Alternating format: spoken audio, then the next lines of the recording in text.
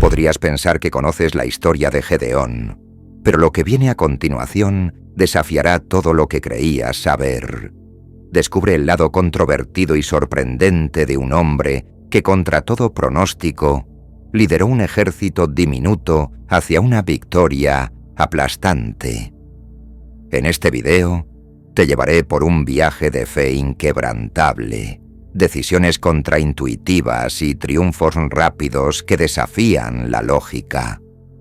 Acompáñame y descubre los secretos escondidos detrás de este increíble relato. La verdad sobre Gedeón va mucho más allá de una simple batalla. Es una historia que alimentará tu curiosidad y transformará tu percepción sobre el valor y la fe. No pierdas la oportunidad de ser cautivado por una narrativa que promete no solo inspiración, sino una perspectiva completamente nueva sobre uno de los personajes bíblicos más fascinantes. Prepárate para una revelación impactante.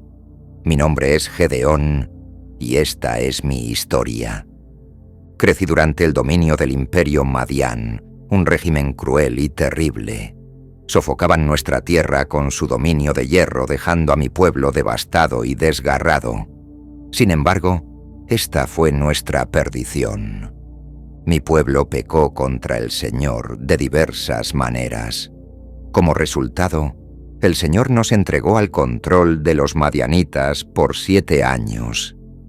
Debido a la brutalidad de los madianitas, tuvimos que construir refugios en castillos, cuevas y montañas para sobrevivir. Siempre que los israelitas cosechaban, saqueadores de Madián, Amalek y de los pueblos del este asaltaban nuestra tierra, acampando en ella y destruyendo las cosechas. Dejaban a mi pueblo sin nada que comer, llevándose todas las ovejas, cabras, ganado y asnos. Estas hordas hostiles que llegaban con sus animales y tiendas eran densas como una nube de langostas. Venían en grupos de camellos incontables. Permanecían allí hasta que la región quedaba completamente desolada. Los madianitas, un pueblo del desierto, dominaban a mi pueblo gracias al uso eficaz de los camellos. A causa de nuestras transgresiones, nuestro trabajo resultaba en vano. Todo nuestro producto y ganado eran robados después de trabajar arduamente para cultivarlos. El pecado hace eso. Nos roba lo que tanto luchamos por conseguir. Muchos hombres talentosos pierden todo en la vida porque no pueden dejar de pecar. Todo se pierde por ganar lo que, en retrospectiva, parece ser nada. Debido a los madianitas, mi pueblo estaba al borde de la inanición, enfrentando un largo periodo de humillación, trabajo infructuoso, pobreza, enemigo superior. Mi gente clamó al Señor Dios por ayuda.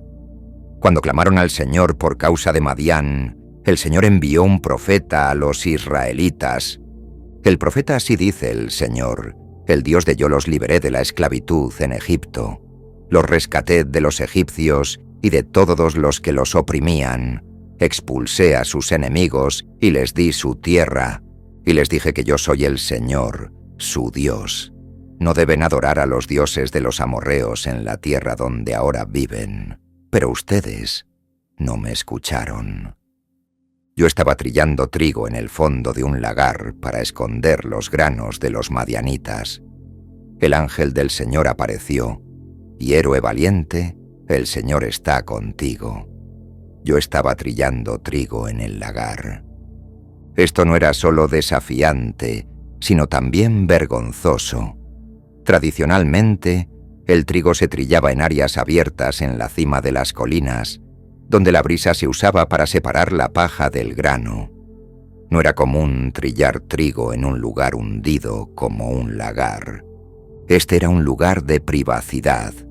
No podía hacer una era en un día abierto y traer la rueda o pisar por miedo a los madianitas, quienes solían venir y llevarse todo. Apenas trillado, el hombre misterioso habló: «El Señor está contigo, hombre valiente». Esa fue un saludo extraño para mí. No parecía que el Señor estuviera conmigo y no parecía ser un hombre valiente. ¿Dónde está la valentía? Soy solo un hombre sencillo viviendo una vida muy común. El hombre incluso me encontró en mi deber diario.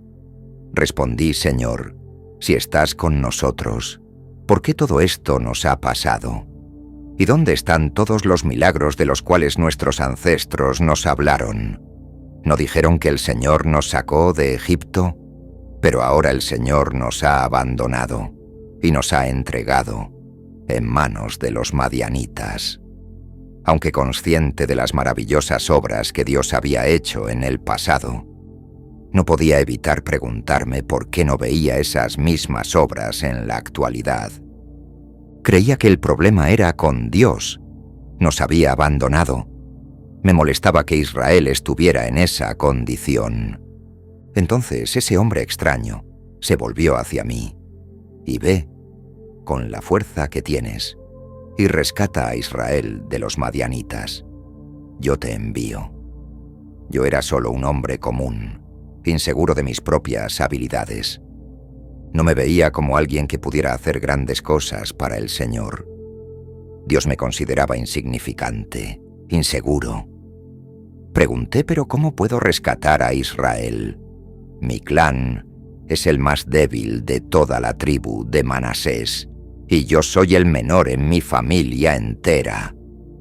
Entonces el hombre: me estaré contigo, y destruirás a los madianitas como si estuvieras luchando contra un solo hombre. ¿Puedes creerlo?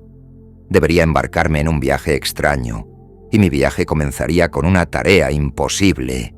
Esto era un gran imperio, una potencia mundial, y yo debería derrotarlos como si estuviera en un pulso con una sola persona. ¿Quién soy yo? ¿Quién soy yo para enfrentar a los poderosos madianitas? ¿Podría este ser un ángel del Señor delante de mí? ¿Cómo debería saberlo? ¿Lo pondría a prueba con una ofrenda? ¿No está mal que pida una señal de confirmación? Tiene sentido. Si esto es realmente el Señor, Él debería revelarlo. Le respondí: si he encontrado gracia ante tus ojos, entonces muéstrame una señal de que eres tú quien habla conmigo. Por favor, no te alejes de aquí hasta que regrese a ti y traiga mi ofrenda y la coloque delante de ti. Y él respondió: esperaré hasta que regreses. Me apresuré a volver a casa. Preparé un cabrito joven y, usando una cesta de harina, uno poco de agua, horneé pan sin levadura. Luego, llevando la carne en una cesta y el caldo en un pote, los traje y entregué al extraño que estaba de pie bajo el enorme árbol. En ese momento, el hombre me coloca la carne y el pan sin levadura sobre esta piedra y vierte el caldo sobre ellos. Y lo hice como se me instruyó. Entonces el hombre tocó la carne y el pan con la punta de su bastón, y fuego brotó de la piedra, consumiendo todo lo que había traído. Y él desapareció. Cuando me di cuenta de que era el ángel del Señor, grité: «¡Ah, Señor soberano, estoy condenado! He visto al ángel del Señor cara a cara». Este milagro del fuego, junto con los otros aspectos de esta experiencia completa, me convencieron de que todo esto era del Señor. La aparición del ángel del Señor era completamente humana en su carácter, pero el Señor respondió: «Está bien, no tengas miedo. No morirás». Entonces construí un altar al Señor allí, y lo llamé Yahweh Shalom, que significa «El Señor es paz». El altar permanece en Ofra. Un altar es cualquier estructura sobre la cual se hacen ofrendas como sacrificios para fines religiosos. Era una plataforma elevada con una superficie plana. Un altar era una práctica común en mi tiempo. Incluso nuestro antepasado Noé construyó un altar al Señor después de salir del arca. En algunos casos, el propio Dios instruyó la construcción de un altar después de realizar un acto milagroso de liberación. El propósito de tal altar era servir como un memorial y ayudar a las futuras generaciones a recordar las grandes obras del Señor. La ley determinaba que cualquier altar hecho de piedras debería ser construido usando piedras naturales no cortadas, pues el uso de herramientas en las piedras las profanaría. Ahora, yo había construido uno. Lo hice como un acto de adoración y consagración al Señor con quien acababa de encontrarme cara a cara. Esa misma noche, el Señor me toma el segundo toro del rebaño de tu padre, el que tiene 7 años. Derriba el altar de tu padre a Baal y corta el poste de Aserá que está al lado de él. Sacrifica el toro como una ofrenda quemada en el altar, usando como combustible la madera del poste de Aserá que cortaste. Tenía que cortar el poste de Aserá. Aserá Astoret es el nombre de una diosa pagana de la fertilidad y el objeto de madera llamado dedicado a ella. El nombre Aserá significa ella que enriquece. En la literatura ugarítica era llamada señora Aserá del mar. Era adorada en la antigua Siria, Fenicia y Canaán. Los fenicios la adoraban como Astarte, los asirios como Istar y los filisteos como Aserá. Tan pronto como Josué murió, la adoración a Aserá atormentó a Israel. Debido a la conquista incompleta de Canaán por parte de Israel, mi propio pueblo abandonó al Señor y sirvió a Baal, el dios pagano de los cananeos, y a Astoret. La nación de Israel estaba en un estado de compromiso. Inicialmente luchamos contra la cultura pagana de los cananeos, luego temimos y coexistimos pacíficamente con ella. Las personas siempre son llamadas a ser diferentes por Dios. Era el estándar de Dios para Israel ser diferente de las naciones a su alrededor. Pero ellos no obedecieron. El pecado siempre duele, siempre encarcela. Josué tenía fe en Dios y creía en sus promesas. Debido al liderazgo de Josué, su generación conoció al Señor. Sin embargo, las generaciones vienen y van. La nueva generación no conocía a Dios. La nación comenzó con obediencia incompleta y compromiso. En lugar de expulsar a los cananeos, fuimos afectados por la perversa adoración pagana de la nación pagana. Ahora esta es Aserá. Aserá era la diosa de la fertilidad. Aserá se caracterizaba por un tronco de árbol sin ramas plantado en el suelo. El tronco generalmente era tallado en una representación simbólica de la diosa. Debido a la conexión con árboles tallados, los lugares de adoración a Aserá comúnmente se llamaban arboledas. El peso de esta responsabilidad pesaba mucho sobre mis hombros, pero sabía que no podía esquivar el desafío. Dios detesta completamente la idolatría. Ella trae la ira de Dios sobre los involucrados. La idolatría trae maldiciones sobre el pueblo y la tierra. La idolatría incita la ira de Dios. Ella profana y contamina a las personas y la tierra. Así que tomé a 10 de mis sirvientes e hice lo que el Señor había ordenado. Pero lo hice de noche porque temía a los otros miembros de la casa de mi padre y a la gente de la ciudad. En mi comunidad, Baal era adorado junto al corredor. Dios me llamó para poner mi propia casa en orden primero. A la mañana siguiente, cuando los habitantes de la ciudad comenzaron a moverse, alguien hizo el sorprendente descubrimiento de que el altar de Baal había sido destruido y que el poste de Aserá a su lado había sido cortado. En su lugar, un nuevo altar había sido construido, y en él estaban los restos del toro que había sido sacrificado. La gente se preguntaba unos a quién hizo esto. Después de preguntar y hacer una búsqueda cuidadosa, descubrieron que fui yo. Traigan a su hijo, exigieron los hombres de la ciudad, a mi padre. Debe morir por haber destruido el altar de Baal y por haber cortado el poste de Aserá. No tuvieron dificultad en determinar quién había sido responsable de la profanación del altar. Fui inmediatamente expuesto al público. Por el bien de Baal y Aserá, mi propio pueblo estaba preparado para poner fin a mi vida. Esto muestra cuán poderosa era la adoración a Baal en ese momento. La herejía se había convertido en la religión principal. Mi pueblo adoraba a Baal porque creían que él era el dios del clima.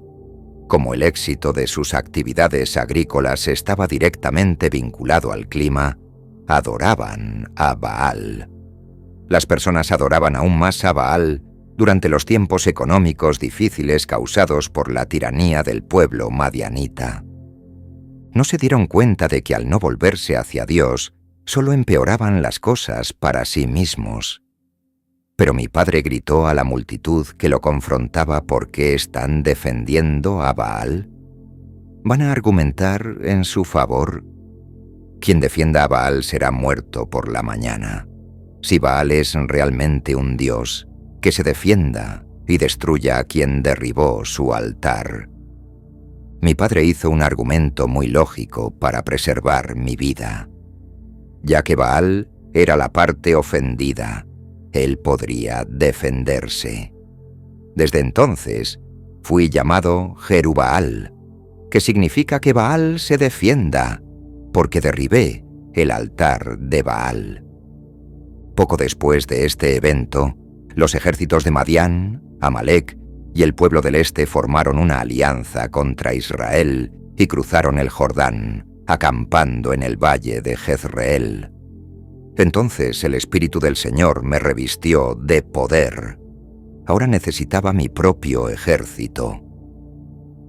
Soplé en el cuerno de un carnero como un llamado a las armas y los hombres de la tribu de Abiezer acudieron a mí.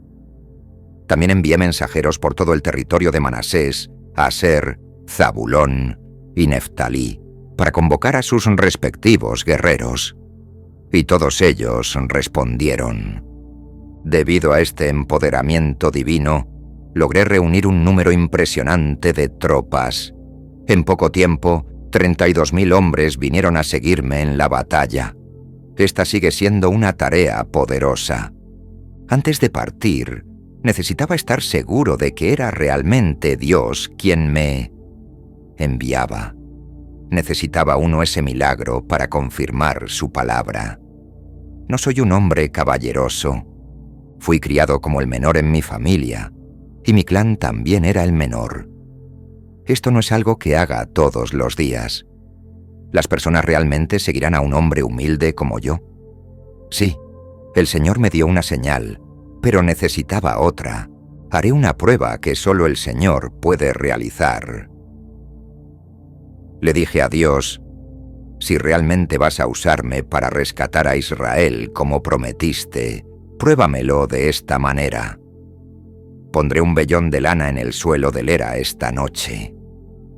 Si mañana por la mañana el vellón está húmedo con rocío, pero el suelo está seco, entonces sabré que me ayudarás a rescatar a Israel como prometiste.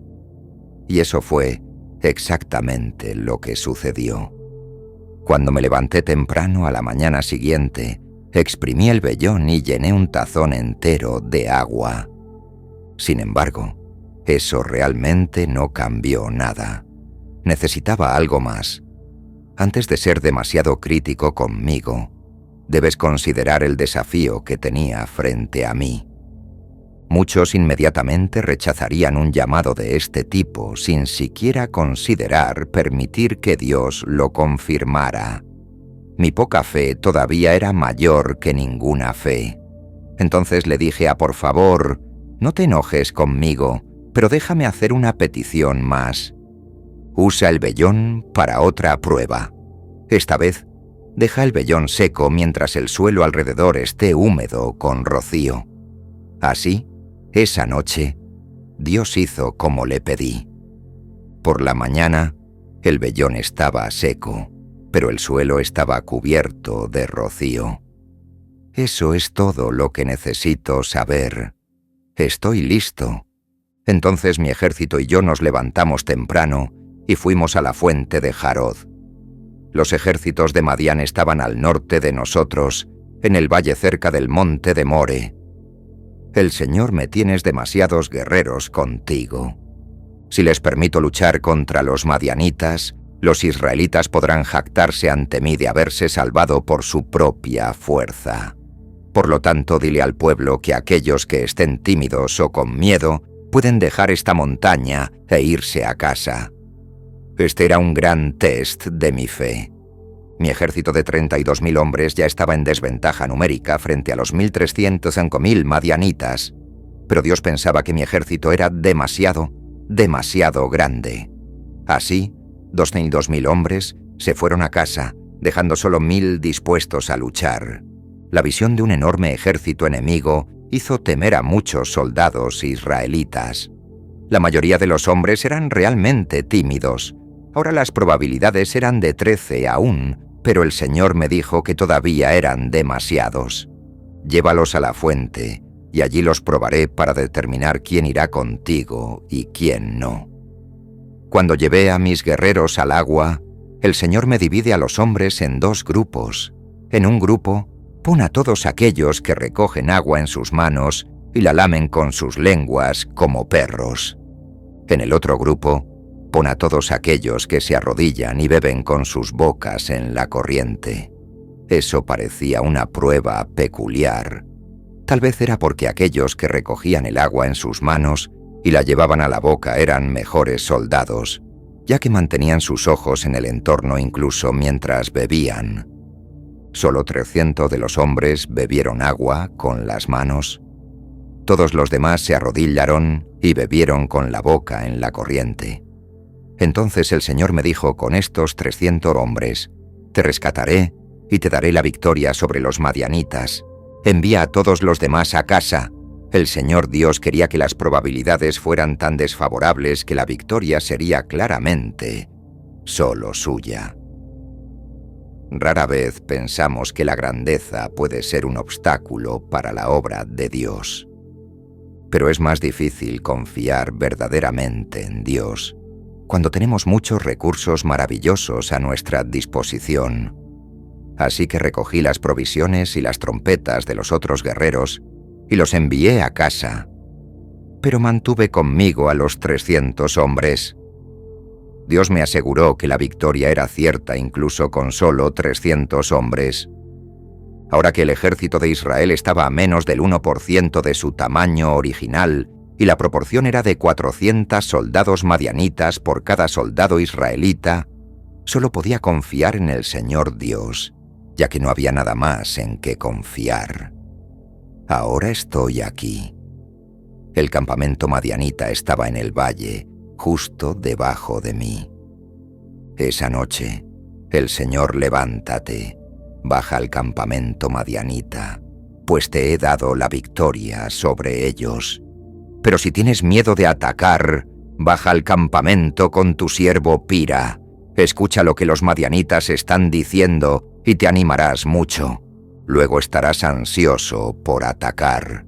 Tenía miedo, así que llevé a mi siervo y fui al borde del campamento enemigo. Ahora estaba en el campamento de mi enemigo, aún con miedo. Los ejércitos de Madián, Amalek y el pueblo del este se habían establecido en el valle como un enjambre de langostas. Sus camellos eran como granos de arena en la orilla del mar, demasiados para contar.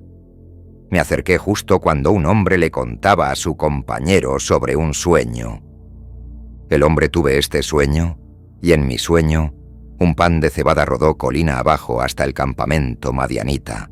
Golpeó una tienda, la volcó y la aplastó. Su compañero respondió, «Tu sueño solo puede significar una. Dios ha dado a Gedeón, hijo de Joás, el israelita, la victoria sobre Madián y todos sus aliados. Dios me permitió ver una gran confirmación de su futura obra. Obviamente, no fue coincidencia ni una demostración de suerte. Dios usó esta situación para construir mi fe y funcionó muy bien. No fue casualidad que el hombre tuviera ese sueño esa noche, ni casualidad que lo contara a su amigo en ese momento. Tampoco fue casualidad que yo llegara exactamente al lugar donde escuché al hombre contar el sueño. Incluso mis enemigos estaban llenos de miedo. Cuando estamos débiles en la fe, a menudo hacemos que nuestros enemigos parezcan más fuertes de lo que realmente son.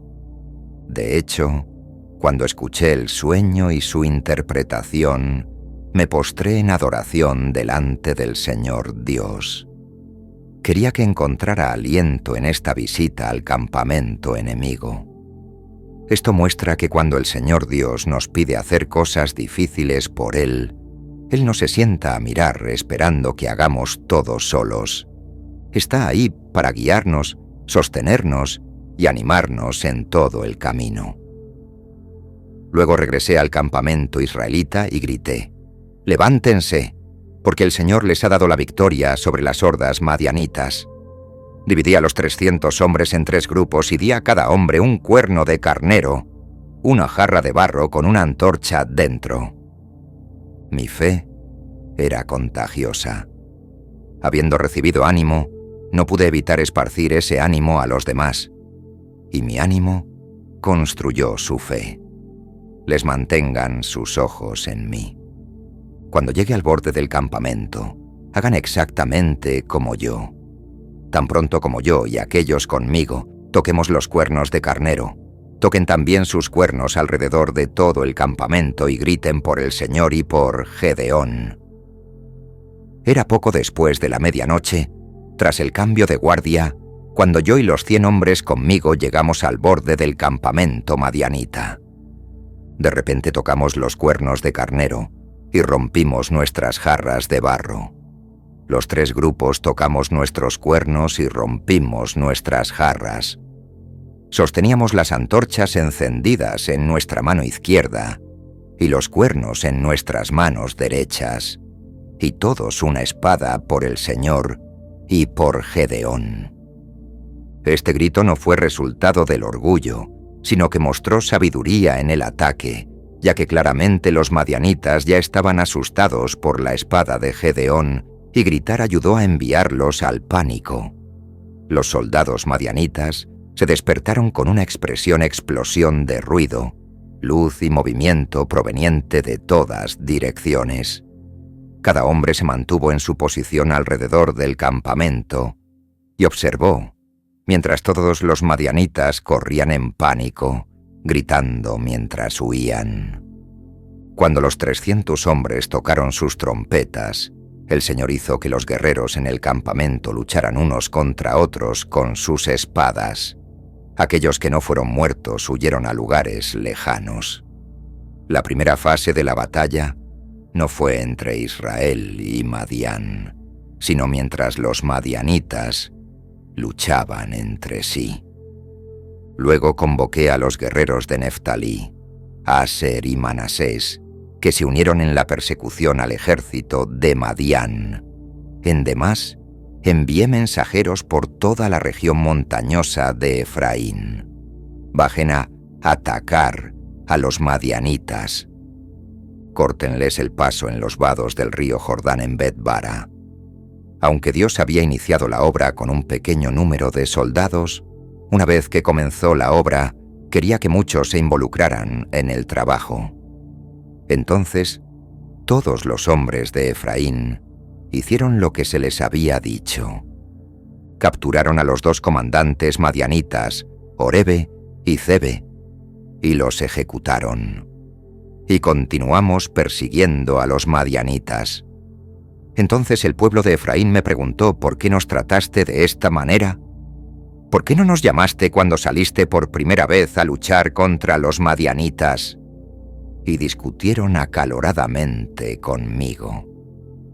Pero yo respondí: ¿qué he logrado yo comparado con ustedes? ¿No son mejores los restos de las uvas de la cosecha de Efraín que toda la cosecha de mi pequeño clan de Abieser? Dios les dio la victoria sobre Orebe y Zebe, los comandantes del ejército madianita. ¿Qué he logrado yo comparado con eso? Cuando los hombres de Efraín escucharon mi respuesta, su ira disminuyó. Parecía que a los hombres de Efraín les importaba más el reconocimiento que el bien general de Israel. En lugar de estar celosos por el reconocimiento que otros recibieron, deberían haberse alegrado de que el pueblo de Dios hubiera sido rescatado y de haber tenido alguna participación en la victoria. El celo a menudo impide la obra de Dios. No desafié su orgullo, sino que calmé su orgullo elogiándolos y dándoles el reconocimiento que parecían desear. Más importante aún, los desafié a involucrarse en la obra de Dios que estaba en marcha. Mi respuesta fue una manera sabia de manejar la disputa cuando había trabajo para el Señor que hacer. Luego crucé el río Jordán con mis 300 hombres, y aunque exhaustos, continuamos persiguiendo al enemigo. Todavía teníamos que capturar a los 2 reyes de Madián. Cuando llegamos a Sucot, pedí a los líderes de la por favor, den un poco de comida a mis guerreros. Están muy cansados. Estoy persiguiendo a Seba y Salmún, a los reyes de Madián. Pero los oficiales de Sucot respondieron: captura primero a Seba y Salmuna, y luego alimentaremos a tu ejército. Eso me irritó profundamente. No se les pidió que se involucraran en la propia batalla, sino solo que apoyaran a aquellos en la línea de frente en lugar de ayudar. El pueblo de Sucot y Penuel tenía una excusa. No querían apoyar la lucha contra Madián hasta que la batalla ya estuviera ganada. Entonces, después de que el Señor me dé la victoria sobre Seba y Salmuna, volveré y desgarraré su carne con espinas y abrojos del desierto. Después de eso, fui a Penuel y de nuevo pedí comida, pero recibí la misma respuesta. Entonces dije al pueblo de después de que regrese victorioso, derribaré esta torre. En ese momento Seba y Salmuna, los 2 reyes madianitas, estaban en Carcor con unos 15.000 guerreros. Continué en la audacia del Señor, liderando un ataque sorpresa valiente. No era lo mismo que 300 atacando un ejército vasto, pero aún era un pequeño ejército contra uno mucho mayor. Ya había visto a Dios hacer grandes cosas en circunstancias similares antes. La obra anterior de Dios me alentó a confiar en Dios para cosas grandes en el presente. Circulé por la ruta de las caravanas al este de Nobática y Jogbea, tomando por sorpresa al ejército madianita. Seba y Salmuna huyeron, pero los perseguí y capturé a todos sus guerreros. Soy persistente. Luché hasta que la batalla fue ganada y fui tras los líderes de la oposición. Ahora, mi promesa a Sucot. Regresé de la batalla allí, capturé a un joven de Sucot y exigí que escribiera los nombres de los 77 oficiales y ancianos de la ciudad. Luego regresé a Sucot y dije a los líderes: aquí están Seba y Salmuna. Cuando estuvimos aquí antes, ustedes se burlaron de mí, diciendo: captura primero a Seba y Salmuna, y luego alimentaremos a tu ejército exhausto. Entonces tomé a los ancianos de la ciudad y les di una lección, castigándolos con espinas y abrojos del desierto. También derribé la torre de Penuel y destruí a todos los hombres de la ciudad. Luego pregunté a Seba y los hombres que ustedes mataron en Tabor cómo eran. Como tú, respondieron. Todos tenían la apariencia de hijos de rey. Eran mis hermanos, los hijos de mi propia madre. Exclamé: tan cierto como vive el Señor, si no los hubieran matado, yo no los mataría. Volviéndome hacia mi hijo mayor, le mátalos. Pero Éter no desenvainó su espada, pues era solo un niño y estaba asustado. Entonces Seba y Salmuna Mesé, un hombre: hazlo tú mismo. Entonces hice exactamente eso, y quité los adornos reales de los cuellos de sus camellos. Después de eso, los israelitas: Mesé, nuestro gobernante, tú y tu hijo y tu nieto serán nuestros gobernantes, pues nos has rescatado de Madián. Pero yo respondí: no gobernaré sobre ustedes, ni mi hijo, el Señor, reinará sobre ustedes. Entendí que no era mi lugar tomar el trono sobre Israel y que el Señor Dios era el Rey sobre Israel. Esa debería ser la actitud verdadera de todos aquellos a quienes el Señor Dios ha levantado para liderar y liberar a su pueblo. Su liderazgo nunca debe superar la soberanía. Su trabajo nunca es reemplazar el gobierno divino, sino interpretarlo y llevar al pueblo al reconocimiento y sumisión a él. El pueblo extendió un manto, y cada uno arrojó en él un arete de oro que había recogido del botín. El peso de los aretes de oro era de 43 libras, sin incluir los ornamentos y colgantes reales, las vestiduras púrpuras usadas por los reyes de Madián o las cadenas alrededor de los cuellos de sus camellos. Hice un efod sagrado de oro. Un efod es una prenda ligera usada por los sacerdotes de Israel. Y lo coloqué en Ofra, mi ciudad natal.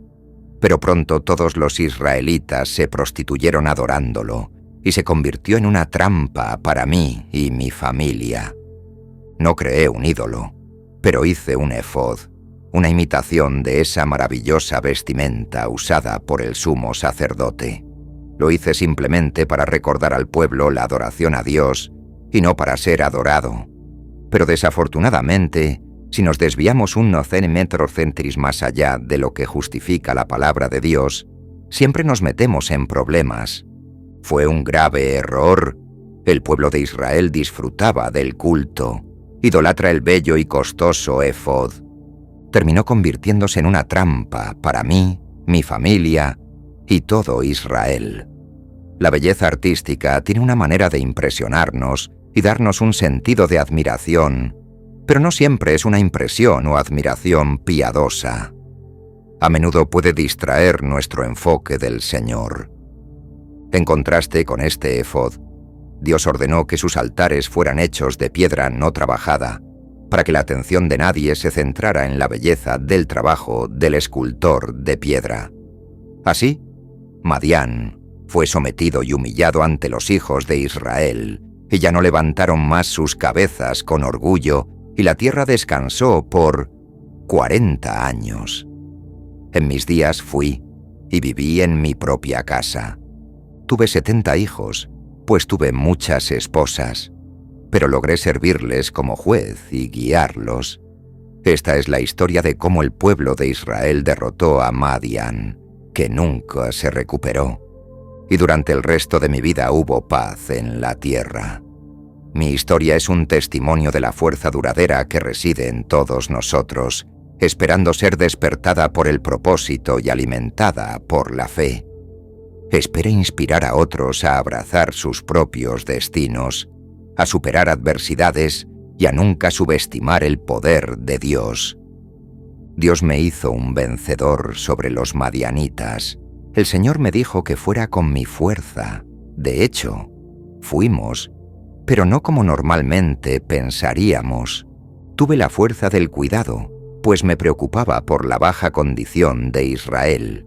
Tuve la fuerza del conocimiento, pues sabía que Dios había hecho grandes cosas en el pasado. También tuve la fuerza de los espiritualmente hambrientos, pues quería ver a Dios realizar grandes obras de nuevo. Mi nombre es Gedeón, y esta es mi historia. A medida que la saga de Gedeón se cierra, somos recordados de que las mayores historias a menudo vienen de los lugares más inesperados.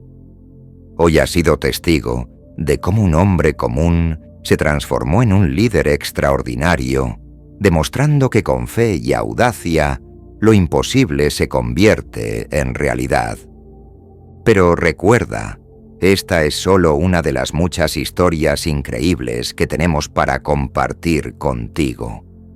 Si te ha fascinado esta travesía de fe, estrategia y victoria contra todas las probabilidades, imagina lo que más está esperando por ti en nuestro canal. No pierdas la oportunidad de explorar más misterios, conquistas y revelaciones sorprendentes. Síguenos para mantenerte actualizado con cada nueva historia que traemos a la vida. Dale me gusta y comenta para decirnos qué te inspira más y comparte este video para difundir la llama de la inspiración. Únete a nosotros en el descubrimiento de más personajes, más historias y más lecciones que pueden cambiar la forma en que ves el mundo. Gedeón fue solo el comienzo. Lo que viene después puede ser aún más sorprendente. Quédate con nosotros, pues hay mucho más por venir. Hasta la próxima, y sigue explorando los misterios y maravillas que aguardan en cada historia.